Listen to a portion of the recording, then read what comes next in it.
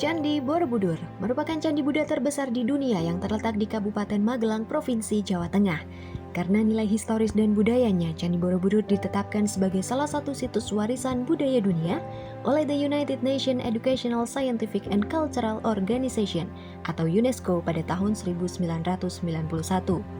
Selain itu, Candi Borobudur merupakan salah satu dari 5 destinasi wisata super prioritas yang ditetapkan oleh pemerintah Indonesia bersama dengan Danau Toba, Manado Likupang, Labuan Bajo, dan Mandalika.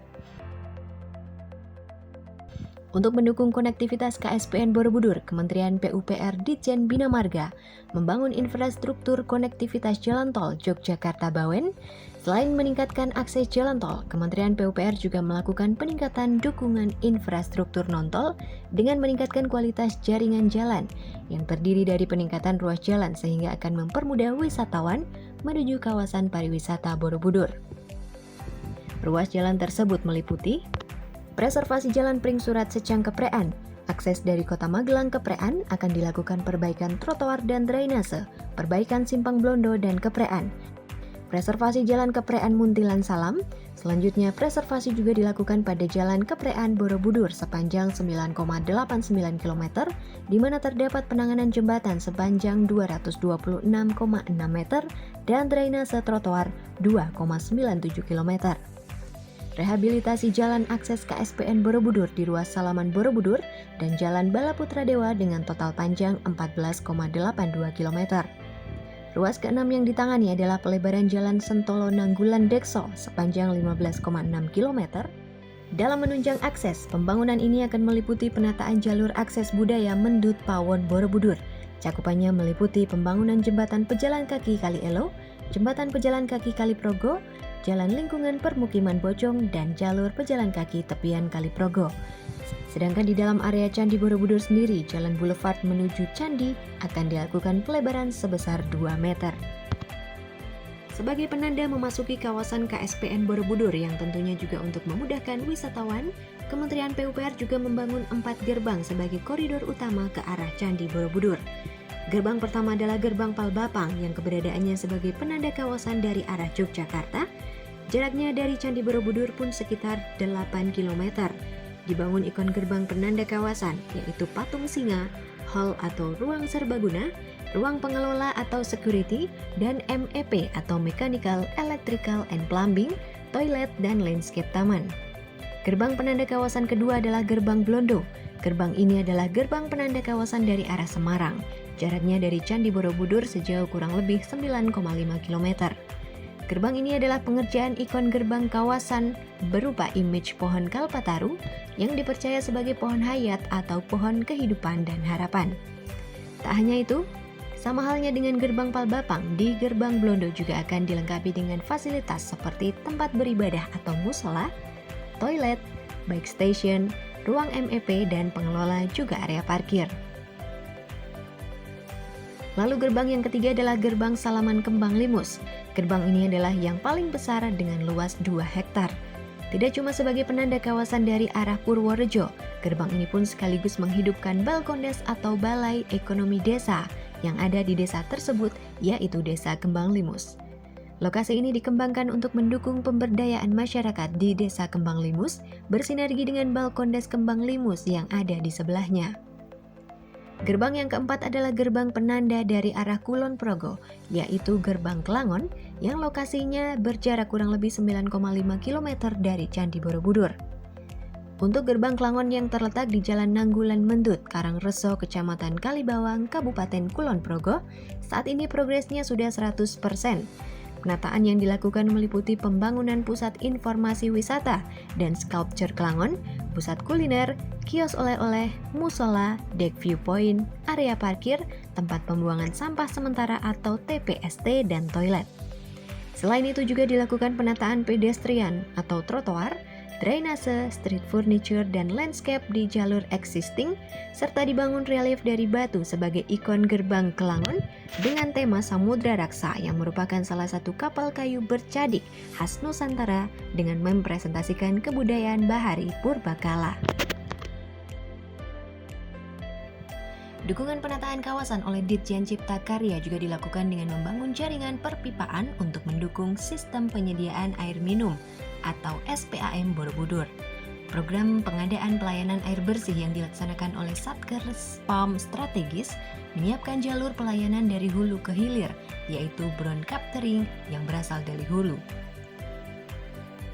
SPAM Mata Air Tukpuri akan mengalirkan air bersih 35 liter per detik yang difungsikan untuk melayani kebutuhan air bersih untuk 10 desa penunjang, diutamakan untuk kawasan yang memiliki fasos ramai. Di bidang persampahan, sanitasi, dan drainase, Kementerian PUPR juga membangun tempat pengolahan sampah atau dikenal dengan TPS 3R untuk meningkatkan layanan pengolahan sampah di KSPN Borobudur.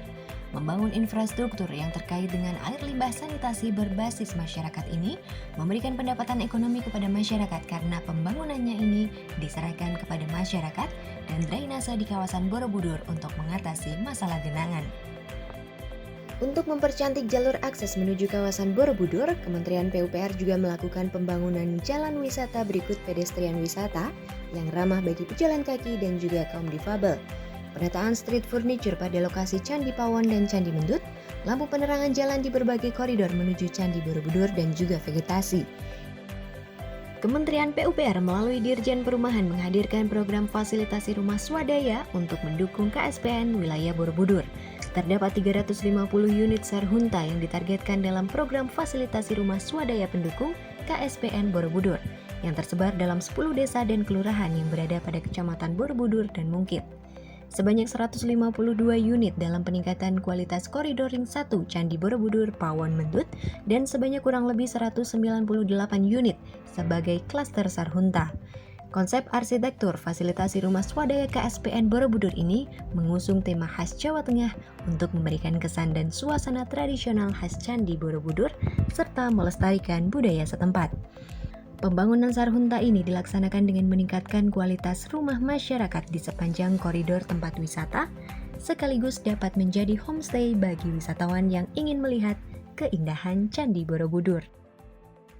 Saya sebagai suami atas nama Ibu Suwarti, pemilik warung makan Suwarti, mengucapkan terima kasih kepada Kementerian PUPR atas bantuan pendirikan warung makan secara permanen.